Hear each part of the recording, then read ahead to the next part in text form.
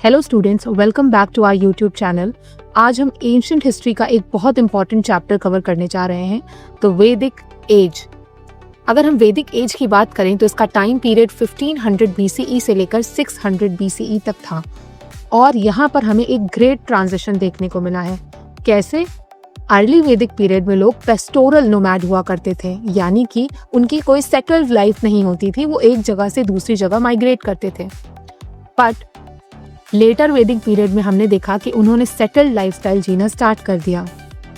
अगर हम अर्ली वैदिक पीरियड की बात करें तो उनका लाइफस्टाइल वो पेस्टोरल कम्युनिटीज थे एंड सेमी नोमैडिक लाइफस्टाइल जिया करते थे।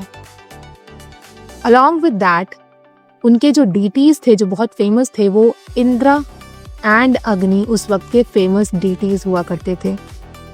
फर्दर उनका जो मेन ऑक्यूपेशन था वो कैटल रियरिंग था और जो लिटरेरी सोर्स है जो हमें अर्ली वैदिक पीरियड की नॉलेज देता है वो ऋग्वेदा है। और अगर हम वहीं कॉन्ट्रेरली देखें तो लेटर वैदिक पीरियड में लोग एक सेटल्ड लाइफस्टाइल जिया करते थे। अलॉन्ग विद दैट अब जो रिचुअल हो गए थे इनके, वो काफ़ी ज़्यादा कॉम्प्लेक्स रिचुअल्स इनके हुआ करते थे इन लेटर वैदिक पीरियड। और सिंस लेटर वैदिक पीरियड में लोगों ने एक सेटल्ड लाइफस्टाइल स्टार्ट कर दी थी, तो वो जनपद में रहा करते थे जो कि एक डिफाइंड टेरिटरी होती थी। नाउ हम फर्दर देखते हैं कि ये शिफ्ट कैसे आया इन द हिस्ट्री। तो let's study the chronology of change. सबसे पहले 1500 BCE में आर्यंस माइग्रेट करते हैं और ऋग्वेदा का कंपोजिशन होता है। उस वक्त लोग pastoral and semi nomadic lifestyle जिया करते थे, यानी कि उनका कोई घर नहीं हुआ करता था, वो कैटल को रियर करते थे। जैसे जैसे टाइम बीता 1000 BCE आते आते डिस्कवरी हुई आयरन की, which marked a great divide. Iron को हम कृष्ण आयास के नाम से भी जानते हैं। आयरन के आने के बाद सेटल्ड एग्रीकल्चर स्टार्ट हो गया और एग्रीकल्चर का एक्सपेंशन होने लगा, बिकॉज अब हम कई सारे टूल्स जो हैं वो एग्रीकल्चर के लिए यूज कर सकते हैं which were made up of iron. और 600 BCE आते आते हमने देखा कि महाजनपद का राइज होता है, जो कि हम आगे के लेक्चर्स में कवर करेंगे। तो इनसाइड बॉक्स में ये है कि आयरन की डिस्कवरी 1000 BCE में हुई and it was a watershed movement in the history.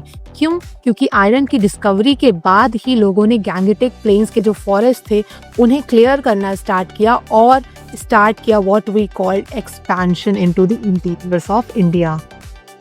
Since अभी हमने क्रोनोलॉजी देखी है वैदिक एज की, अब देखते हैं most important question of that time, which was who were Aryans. Aryans थे कौन?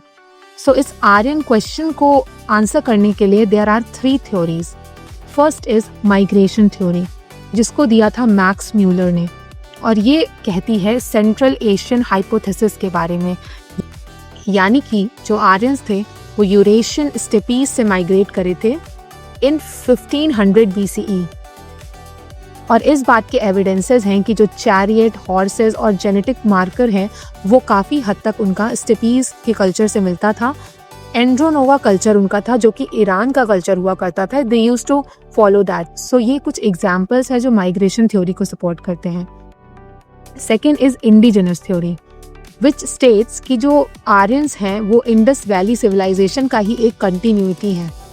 इस बात के एविडेंसेस हैं, ऋग्वेदा में हमने रेफरेंस पाया है कि सरस्वती जो है, सरस्वती रिवर ड्राई हो गई थी और फायर अल्टर्स का यूज भी हमने ऋग्वेदा में देखा है, जो कि हमने इंडस वैली में देखा था।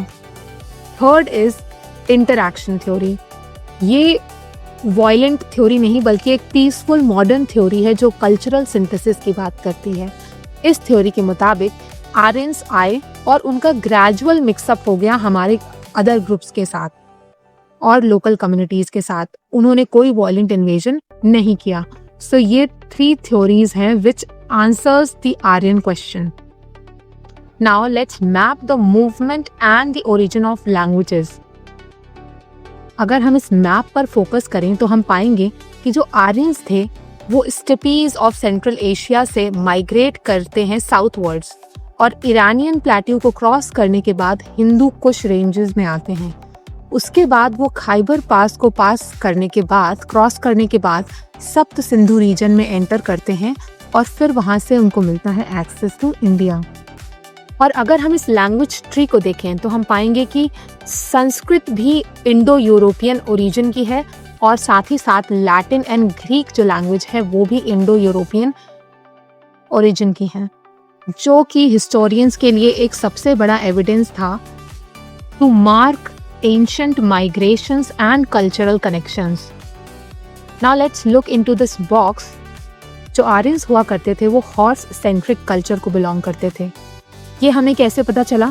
क्योंकि हमने ऋग्वेदा में 215 टाइम्स अश्व यानी कि हॉर्स का रेफरेंस पाया है, विच शोज कि आर्यन सोसाइटी मार्शल और काफी मोबाइल सोसाइटी हुआ करती थी। Now let's move further. Now let's look geography of Rigveda. Rigveda में सप्त सिंधु के बारे में मेंशन है।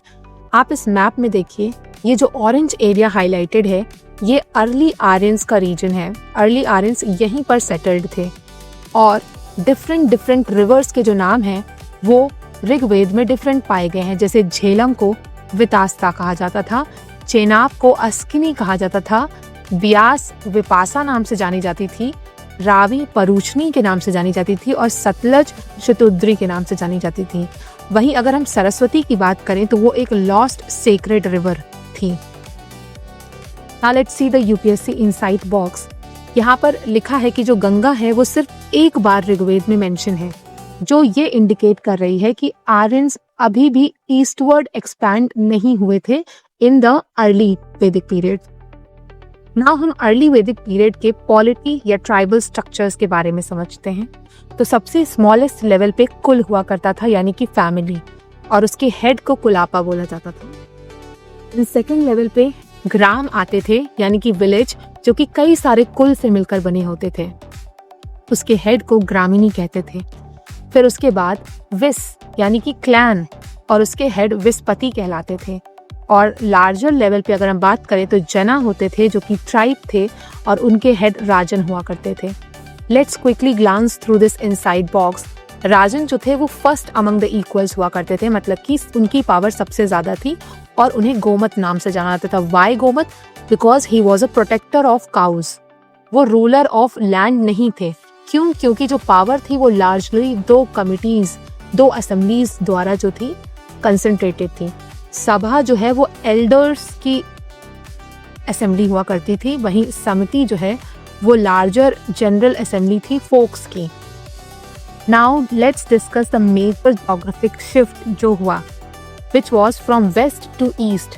जो अर्ली आर्यंस थे वो सप्त सिंधु के रीजन्स को पास करते हुए गैंगेटिक प्लेन्स के रीजन में पहुंचे, जिसे हम लेटर वैदिक पीरियड के नाम से जानते हैं। और ये शिफ्ट हो पाया है because of the discovery of iron and along with that अग्नि, जिसकी वजह से वहां के डेंस फॉरेस्ट को उन्होंने क्लियर किया और एंट्री ली into the fertile Gangetic plains यानी कि गंगा यमुना दोआब के रीजन में। तो अगर हम अर्ली वैदिक में किंग की बात करें तो वो इलेक्टेड हुआ करते थे और उनके पास काफी लिमिटेड पावर थी। He was the protector of cattle, जिन्हें गोमत के नाम से जानते थे। लेकिन अगर लेटर वैदिक की बात करें तो पावर काफी ज्यादा सेंट्रलाइज्ड हो गई थी in the hands of king. अब वो हेरिडेटरी और डिवाइन पावर पा चुके थे और उन्हें सम्राट बोला जाता था। ही was a ruler of the territory. राष्ट्र, जिस टेरिटरी को राष्ट्र के नाम से जानते थे, उसके वो रूलर हुआ करते थे। वहीं अगर हम असेंबलीज के बारे में बात करें तो सभा समिति अर्ली वैदिक पीरियड में पावरफुल थी, वी डिस्कस्ड, और वुमेन्स जो थी वो अटेंड करती थी सभा को।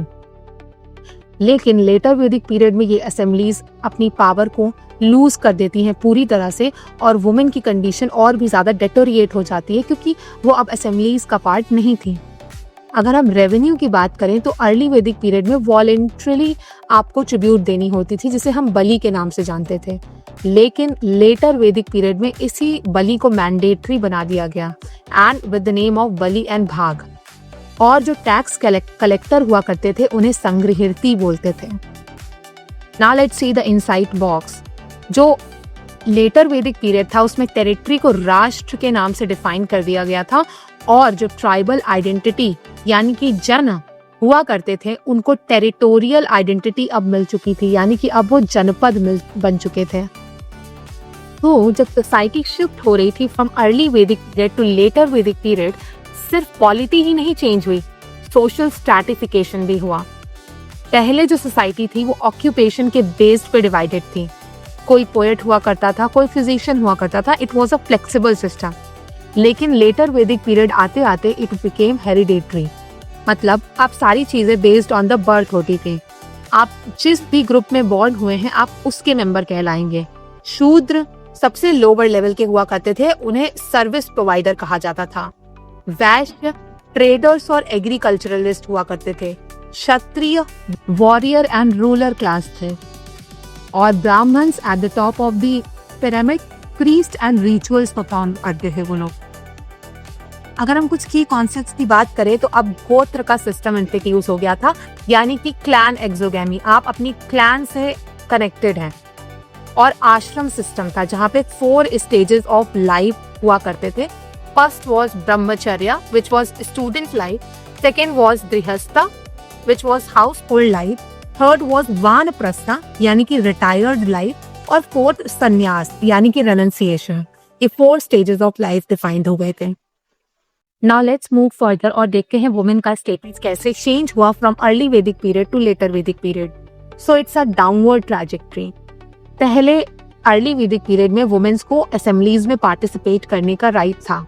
वो एजुकेशन को एक्सेस कर सकती थी, उपनयन को पढ़ सकती थी, उन्हें मैरिज करने का चॉइस था, यानी कि स्वयंवर्स अरेंज होते थे उनके लिए।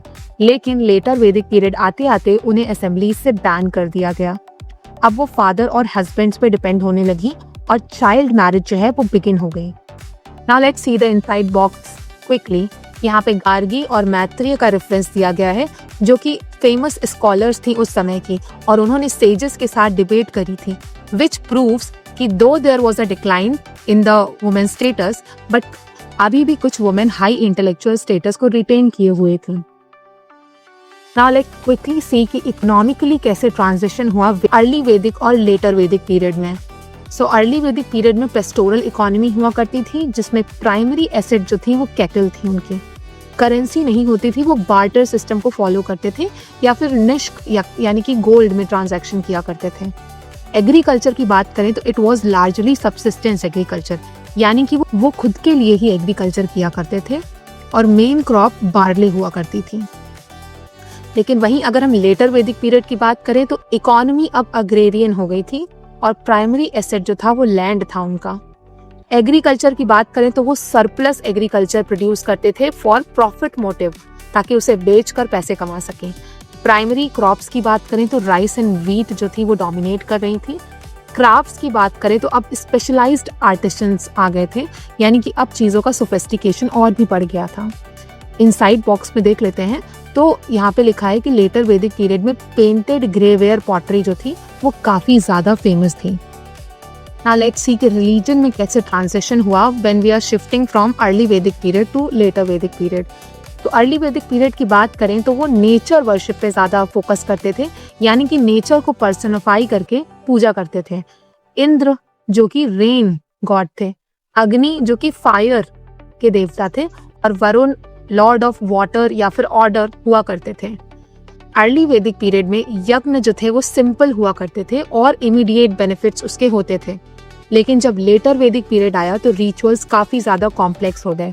ट्रिनिटी ऑफ गॉड का राइज हुआ, जिसमें प्रजापति क्रिएटर थे, विष्णु प्रिजर्वर थे, एंड रुद्र यानी कि शिवा डिस्ट्रॉयर थे। अब रिचुअल्स काफी ज्यादा कॉम्प्लेक्स हो चुके थे, सेक्रीफाइसेस काफी एक्सपेंसिव हो गए थे, लाइक अश्वमेध यज्ञ, और प्रीस्ट का डोमिनेंस हो गया था।